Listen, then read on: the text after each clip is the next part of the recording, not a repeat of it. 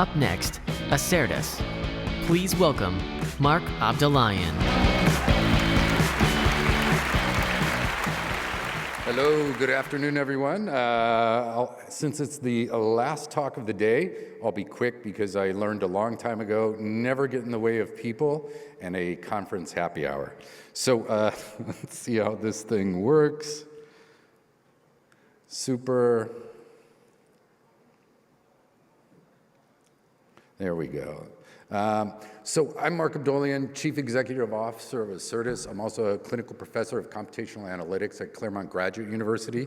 I've been blessed to be at the intersection of behavioral economics, political economy modeling, and how we transition these things into actionable tools for national security decision makers here in the United States and globally over the last 25 years.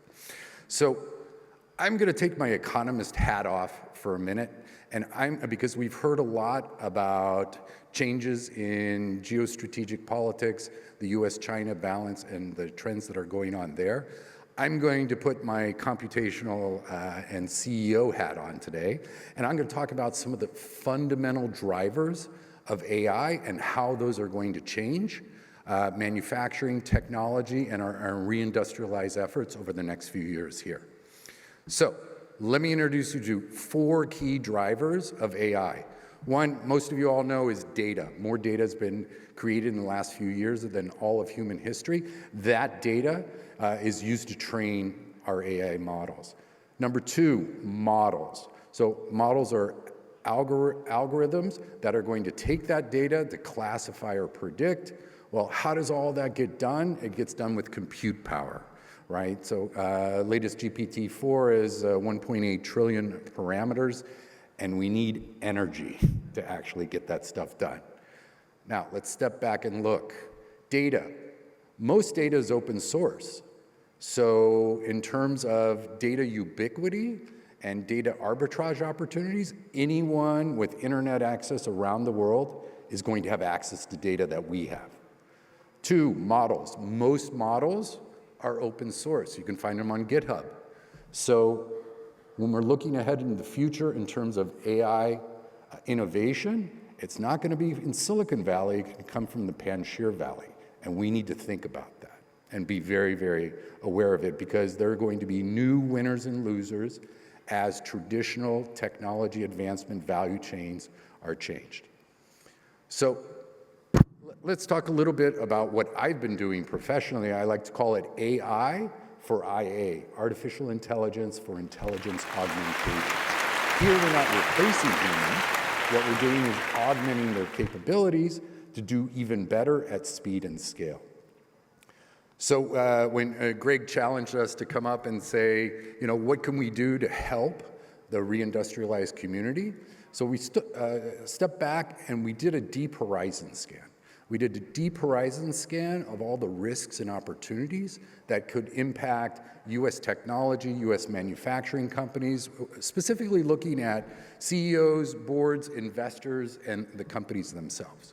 So here, a risk map. On the left, you have all the risks. On the right, you have increasing opportunities. And on the vertical axis, we're looking at the probability of those risks happening. So given that we're looking at our risk footprint as an industry, as a sector, let's take that and use some of our technologies that I can share with you and show how to make that static map dynamic. So here's one of our platforms, and each one of these dots is some risk happening somewhere in the world that's live and dynamic. So instead of having a briefing, that we call it DOA, dead on arrival, it's alive and it's dynamic. So now we're able to understand these risks and opportunities in real time. 2, we're taking all the OSINT and other data sources, and we're looking at natural language processing, and we're trying to understand who's doing what to whom, because that's going to be very useful when we go to say, all right, are things going to increase or decrease, or how can we shape these risks further in the future? So this gets into looking at very detailed networks of individuals, groups, and entities of who's doing what to whom. all over the world, underneath each one of those risks and opportunities. So it becomes very, very detailed, and it's going to allow us to have some actionable strategy later. Of course, we're also looking at the social sentiment, surrounding the events, how people are feeling, and all that gets cranked down into whether we're going to look at a company. For example, since we're here in Detroit, let's look at support or here's opposition to Ford. We can see live dynamic forecasts. The blue line is the actual, the white line is the forecast. Here you can see they match pretty well. And when we miss, unlike the weather people, we actually tell you that we miss. And then we're leveraging AI to make better models and better predictions. So we can also look at macro and sectoral stuff. So here we're looking at US-China trade escalation over the last 7 or 8 years. And you can see you can capture these things, you can map, you can track, and you can anticipate them quite accurately. So in data science, we have a mantra. It's called M5. If I can measure something, I can monitor it. If I can monitor it, I can model it. If I can model it, I can manage it. And if I can manage it, I can monetize it. So what we want to do is, given all the descriptive data, given all the predictive stuff, we know what are the key levers and drivers to impact things for better or for worse. So what we've done is similar to AI foundational models, solving chess, Go, and more complex games. And what we're looking at is exact tactics of who does what to whom over time, and growing and testing strategies with computational analytics in advance to find out what the winning strategies are. So we can take those strategies and then we can put it back into the context of a company, a nation state, et cetera. So this is where our work with our new venture called Stratum Intelligence, partnered with Acertas. Here what we've done is taken Scott Miller's 40 years of proven insurgent strategy principles that have worked for CEOs and boards such as Steve Jobs of Apple and Bill Gates, Microsoft, as well as Mike Milken, and cranking all the data, all the evidence, all the predictions through the insurgent strategy playbook to get better market and better corporate strategy outcomes. So let me step back, let me zoom out. Let me leave the reindustrial community with some protein and with some insights. So there are 4 forces shaping the future operating environment. We all need to be aware of this, and I'll even give you a free 4 forces tattoos on the way out. Connectivity, compression, complexity, and uncertainty.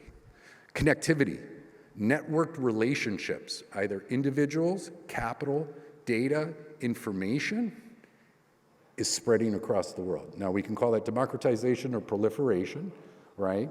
But that has a huge impact because that increased connectivity causes a compression of timescales, ripple effects in terms of what happens in one place spreads somewhere else. So that's where this compression of time happens.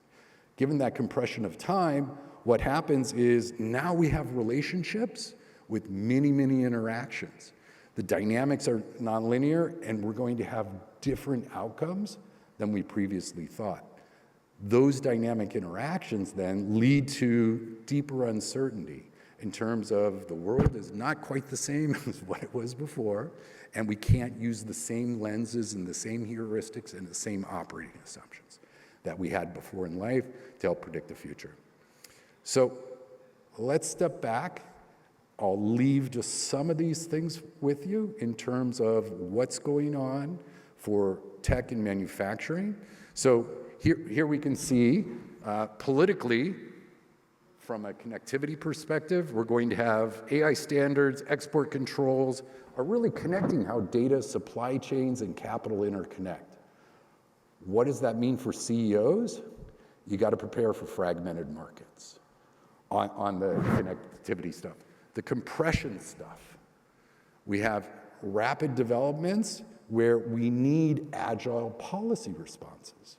If we don't have agile policy responses, we're not going to be able to meet the reindustrialize ethos.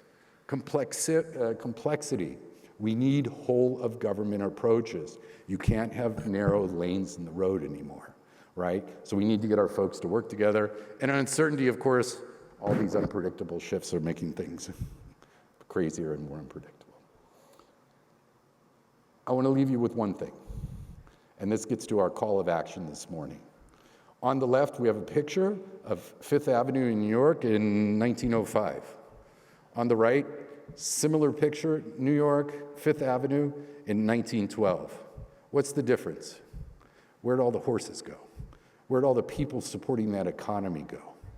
We are at a tipping point, very similar in terms of manufacturing, in terms of AI, right now today, where we do not understand how fast and how far lots of these changes will occur in the very near future.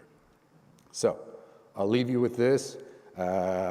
Channeling Darwin, it's not the strongest of the species that survives or the most intelligent. It's the ones most adaptive and most responsive to change. So thinking about our reindustrialized call to action, let's all buckle up and get ready for one heck of a drive. Thank you.